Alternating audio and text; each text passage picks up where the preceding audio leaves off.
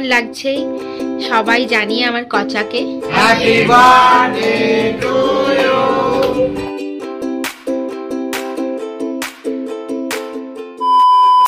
Good afternoon. আজকে বাবুর জন্মদিন, তাই বাবুর বাড়িতে এসেছি। বাবুর বাড়িতে এখানে এলাহি আয়োজন হয়েছে।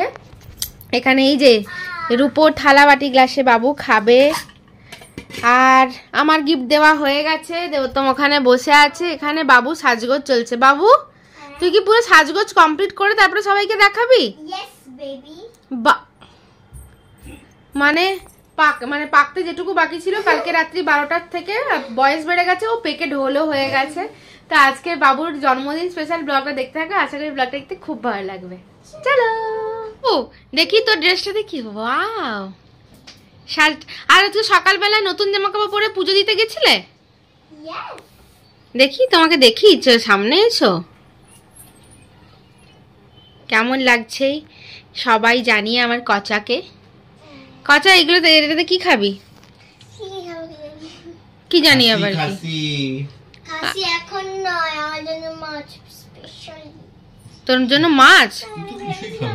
কেন তুই? হ্যাঁ তুই তো কিছুই খাবি না। খাওয়া দাওয়ার কোনো ব্যাপার নেই বাবু।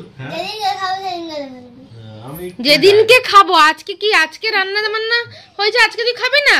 আমি তো ওটাই বলতে গেছিলাম, ভুলে গেছি। সরু একদম আছে আমাদের বাবু, সরু।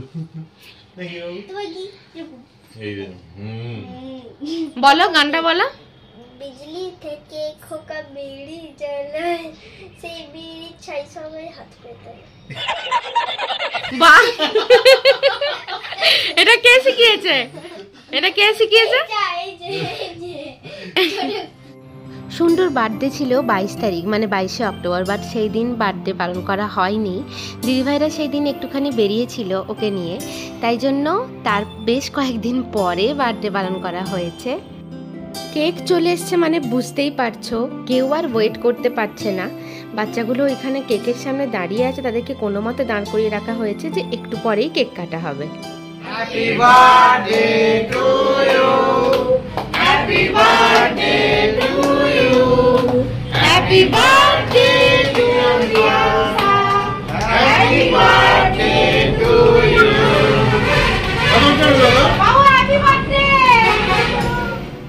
গাবুল মানে কুট্টি ওকে ওর কেকটা এনে দিয়েছে।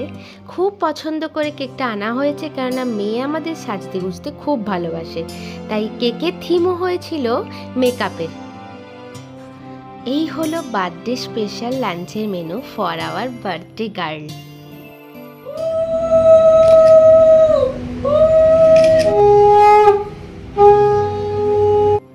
এখন চলছে আশীর্বাদী পর্ব। এখন তার মাম পাপা ঠাম্মা সবাই আশীর্বাদী করে তারপরে মেয়ে খেতে বসবে।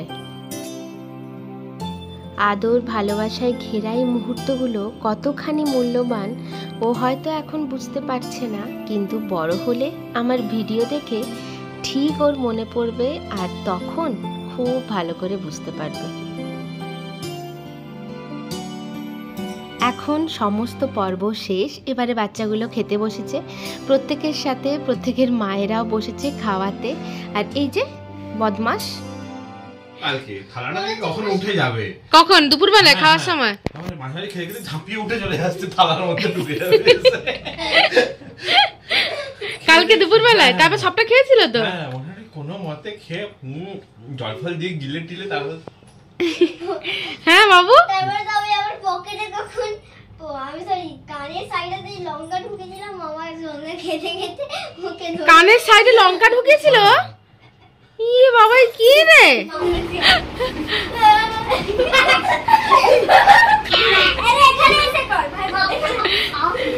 আরে শিব সো, শিব তো ছবি। এখানে 4 দুষ্টু মিলে খেলছিল। আর কি খেলছিল বলো তো? এখানে কালী ঠাকুর সাজা হচ্ছিল। একজন সাজছিল শেয়াল, একজন শিব, ওই যে চিৎ পটাং হয়ে শুয়ে পড়ছে, আর পেছনে একজন মা কালীর 2 হাত, আর সামনে মা কালী দাঁড়িয়ে আছে।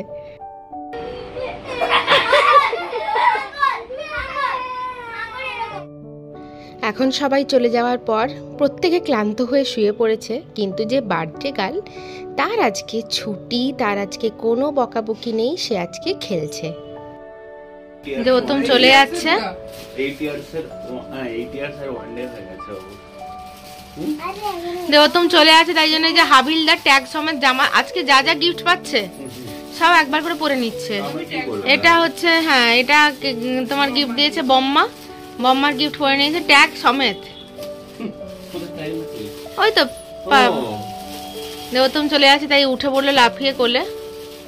টাটা। বাবুর জন্মদিন থেকে বাড়ি এসে তারপরে শুনছি মায়ের শরীরটা ভালো নেই, মায়ের জ্বর হয়েছে, তাই আবার ব্যাগ বুচকা গুছিয়ে মায়ের কাছে একটু যাচ্ছি। মায়ের জ্বর শুনে ঘরে তো থাকতে পারবো না আমি, তাই জন্য যাচ্ছে। যে দেবতম বলে চলে যাবি চলে যাবি, আমি বলছি তুই করে চলে আয় রাত্রেবেলা, আমি যাবো আনতে।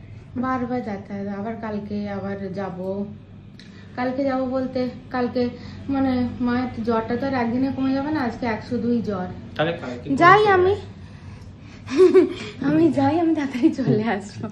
তো যাচ্ছি, পিন্টুদা আনতে আসবে, পিন্টুদার সাথে চলে যাবো। তোমার অফিস হবে তাই যেতে পারবে না। পিন্টুদা এসছে, ওই যে পিন্টুদা গাড়িতে। টাটা আবি, ব্যাগটা ধর, চ জুতোটা পরি।